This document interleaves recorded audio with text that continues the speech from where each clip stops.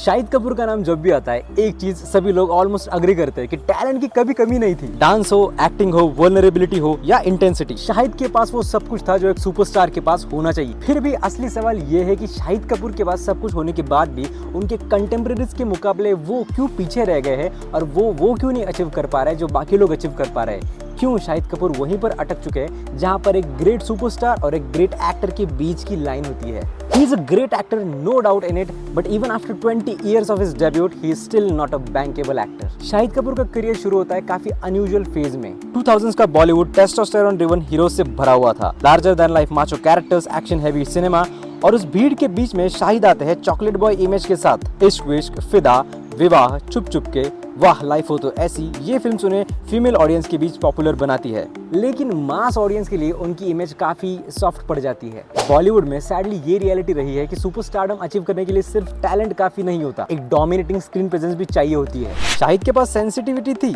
Aggression नहीं था, at least उनके स्टार्टिंग फेज में तो नहीं ही था। और फिर आता है उनका सबसे इंटरेस्टिंग फेज, जब शाहिद कपूर कॉशियसली उनकी इमेज थोड़ी सी तोड़ना चाहते थे। कमीने, ये फिल्म शाहिद के करियर का टर्निंग पॉइंट हो सकती थी। Double role, stutter, rawness, Vishal Bhardwaj का वर्ल्ड यहाँ शायद प्रूव कर देते हैं कि वो सिर्फ चॉकलेट बॉय नहीं है। क्रिटिक्स ने प्रेज किया, इंडस्ट्री ने रिस्पेक्ट दी, पर बॉक्स ऑफिस ने उन्हें सुपरस्टार नहीं बनाया।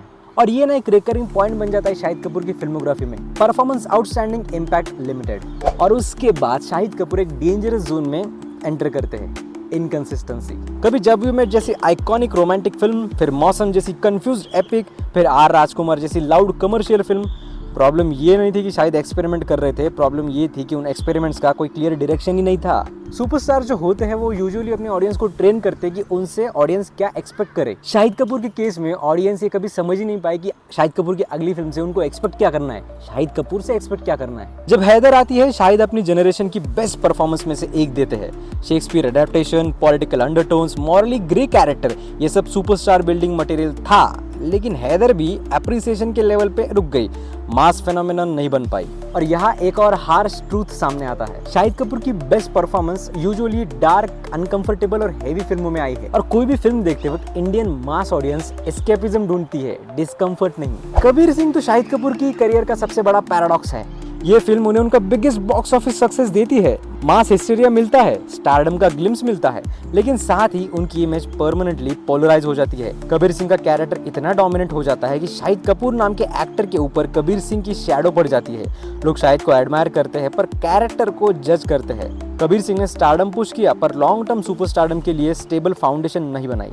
और कबीर सिंह के बाद ना शाहिद कपूर के साथ अच्छा नहीं हुआ। कबीर सिंह का मोस्ट ऑफ द क्रेडिट मिला वांगा साहब को, शाहिद कपूर को उसके बाद भी कोई बड़े स्पेक्टेकल ऑफर नहीं हुए और बची कुछ कसर कोविड ने पूरी कर दी। उसके बाद next Jersey I which was a remake 3 साल के बाद, जो भी फ्लॉप रही, और उसके बाद ब्लडी डैडी आई, वो भी फ्लॉप रही। एक और फैक्टर है इंपॉर्टेंट जो बहुत दफा इग्नोर किया जाता है, वो है कि शाहिद कपूर का ऑफलाइन पर्सोना। बॉलीवुड में सुपरस्टारडम स्क्रीन के ऊपर ही नहीं बनती, स्क्रीन के बाहर भी बनती है। शाहिद की पर्सनालिटी रिजर्व्ड है, मेरी तरह थोड़ी गार्डेड है, वो भी मेरी तरह। वो कंट्रोवर्सीज या मास कनेक्ट के लिए अपनी पर्सनालिटी ओवर एक्सपोज नहीं करते। इमेजिन करो उन एक्टर्स को जो पब्लिक इमेजिनेशन के लिए कॉन्स्टेंटली फीड करते रहते हैं कुछ ना कुछ, इंटरव्यू, स्टेटमेंट, प्रेजेंस। शाहिद का अप्रोच डिग्निफाइड है पर सुपरस्टारडम के लिए शायद थोड़ा कम एग्रेसिव है। और ऐसा नहीं है बिल्कुल कि ये सारी चीजें पॉजिटिवली नहीं की जा सकती, नहीं की जा सकती है। हमारे 90s के जो सबसे बड़े बड़े सुपरस्टार्स हैं आजकल, उन्होंने यही किया, पॉजिटिवली अपने आप को मीडिया में इस्टेब्लिश किया, लोगों के सामने आए और अपनी एक अच्छी इमेज, पॉजिटिव इमेज क्रिएट करने में सक्सेसफुल भी हुए। शाहिद कपूर भी वो कर सकते थे, ऐसा नहीं कि ओवर द टॉप चीजें करने की ही जरूरत होती है। और फिर आता है टाइमिंग का फैक्टर। शाहिद एक ऐसे जनरेशन के एक्टर है जो ना fully old school superstar era का हिस्सा है और ना ही pure new age content driven के वेव का। शाहिद कपूर कहीं ना कहीं बीच में फंस जाते हैं। उनका कंपैरिजन हम ठीक तरह से ना ऋतिक रोशन के साथ कर सकते हैं, ना ही रणबीर कपूर के साथ। जहां पर रणबीर कपूर जैसे एक्टर को इंडस्ट्री ने हायर अपैरेंट के जैसे पुश किया, वहीं शाहिद ने अपनी जगह खुद बनाने की कोशिश की। और बॉलीवुड में ये रास्ता हमेशा बहुत मुश्किल होता है। हालांकि रणबीर ने भी खुद को प्रूव किया, लेकिन यहाँ पर एक गलती मुझे शाहिद कपूर की भी लगती है, and that is his choices. Shahid Kapoor ने बहुत बारी वीक स्क्रिप्ट चॉइस की है और आज के टाइम पर तो कांस्टेंट क्रिटिसिज्म के बाद भी शाहिद कपूर रीमेक के ऊपर रीमेक साइन कर रहे हैं, चूज कर रहे हैं अपनी नेक्स्ट फिल्म के बतौर। हालांकि यहाँ पर वो बात भी इंपॉर्टेंट है कि उनके पास ऑप्शंस क्या क्या है। अगर उनको अच्छे प्रोजेक्ट्स ऑफर ही नहीं हो रहे हैं और सिर्फ रीमेक्स ही ऑफर हो रहे हैं, तो वो चूज ही क्या करेंगे ना। और ये इंडस्ट्री का इनसाइड सिनेरियो हमको शायद कभी पता भी ना चले।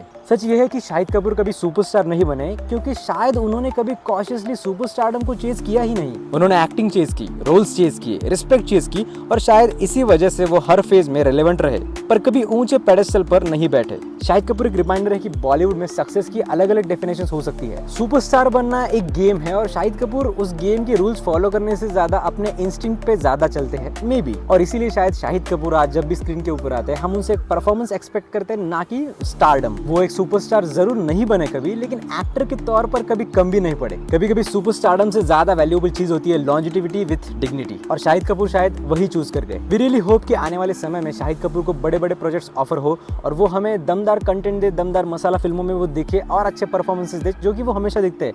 लेट्स सी कि ओ रोमियो उनके लिए कैसे परफॉर्म करती है। क्या ये फिल्म उनके लिए वो मास मसाला हीरो वाला एरा ले आती है, या फिर ये फिल्म भी एक अच्छा performance, great film but no box office, no stardom वाली ही रह जाती है। आपको क्या लगता है? कमेंट्स में हमें ज़रूर बताइएगा और सब्सक्राइब ज़रूर कीजिएगा।